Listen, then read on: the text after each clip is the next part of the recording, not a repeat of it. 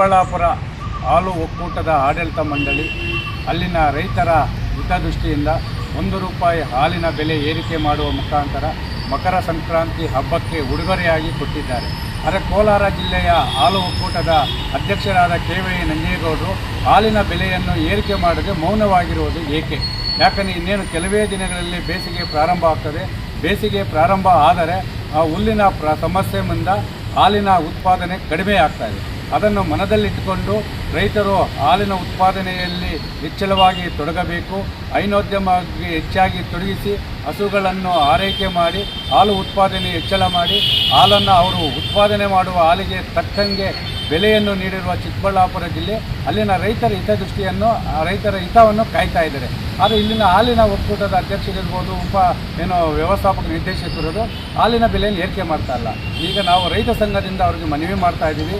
ಪ್ರತಿ ಲೀಟರ್ ಹಾಲಿಗೆ ಕನಿಷ್ಠ ₹2 ಬೆಲೆಯನ್ನು ಏರಿಕೆ ಮಾಡುವ ಮುಖಾಂತರ ಕೋಲಾರ ಜಿಲ್ಲೆಯ ರೈತರಿಗೆ ಮಕರ ಸಂಕ್ರಾಂತಿ ಹಬ್ಬದ ಒಂದು ಉಡುಗೊರೆಯನ್ನು ಕೊಡುವ ಜೊತೆಗೆ ಬೇಸಿಗೆ ಪ್ರಾರಂಭವಾಗ್ತಾರಿಂದ ಪ್ರತಿ ಹಾಲು ಉತ್ಪಾದನಾ ಹಳ್ಳಿಗಳಲ್ಲಿ ಡೈರಿಗಳಿದೆ, ಆ ಡೈರಿಗಳ ಮುಖಾಂತರ ಕೊಳವೆ ಬಾವಿ ಇರುವ ರೈತರನ್ನು ಸಭೆ ಕರೆದು ಅವರನ್ನು ಮನವೊಲಿಕೆ ಮಾಡಿ ಹಸಿರು ಮೇವು ಜೋಳವನ್ನು ಬೆಳೆಯುವ ಮುಖಾಂತರ ಬೇಸಿಗೆಯಲ್ಲಿ ಯಾವುದೇ ಕಾರಣಕ್ಕೂ ಈ ಒಂದು ಮೇವಿನ ಸಮಸ್ಯೆಯಾಗದಂತೆ ಡೈರಿಯವರು ಎಚ್ಚರಿಕೆಯನ್ನು ವಹಿಸುವ ಜೊತೆಗೆ ರೈತರಿಗೆ ಸಬ್ಸಿಡಿ ಇಲ್ಲವೇ ಉಚಿತವಾಗಿ ಹಸಿರು ಮೇವನ್ನು ವಿತರಣೆ ಮಾಡಬೇಕು.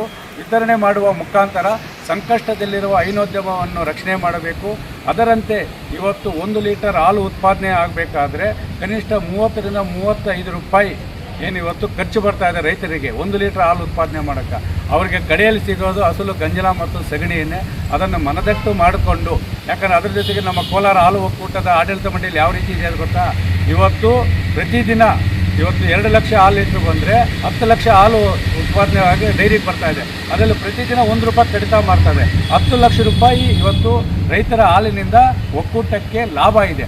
ಆದರೂ ಸಹ ರೈತರಿಗೆ ಈ ಒಂದು ಬೇಸಿಗೆ ಪ್ರಾರಂಭ ಆಗ್ತಾರದ ಪಕ್ಕದ ಚಿಕ್ಕಬಳ್ಳಾಪುರ ಹಾಲು ಒಕ್ಕೂಟ ಏನು ₹1 ಏರಿಕೆ ಮಾಡಿದರೆ, ಅದರಂತೆ ಕೋಲಾರ ಹಾಲು ಒಕ್ಕೂಟ ₹2 ಏರಿಕೆ ಮಾಡುವ ಮುಖಾಂತರ ಮಕರ ಸಂಕ್ರಾಂತಿಗೆ ರೈತರಿಗೆ ಉಡುಗೊರೆಯನ್ನು ಕೊಡಬೇಕು. ಹಸಿರು ಮೇವನ್ನು ಯಾವುದೇ ರೀತಿಯ ತೊಂದರೆ ಆಗದಂತೆ ಬೇಸಿಗೆಯಲ್ಲಿ ಸಮರ್ಪಕವಾಗಿ ರೈತರಿಗೆ ವಿತರಣೆ ಮಾಡಬೇಕು ಮತ್ತು ಸಬ್ಸಿಡಿ ದರದಲ್ಲಿ ಪಶು ಆಹಾರವನ್ನು ವಿತರಣೆ ಮಾಡಬೇಕಂತೇಳಿ ರೈತ ಸಂಘದಿಂದ ಹಾಲು ಒಕ್ಕೂಟದ ಅಧ್ಯಕ್ಷರಾದ KY ನಂಜೇಗೌಡರಿಗೆ ಮತ್ತು ಆಡಳಿತ ಮಂಡಳಿಗೆ ಮನವಿಯನ್ನು ಮಾಡ್ತಾ ಇದ್ದೀವಿ.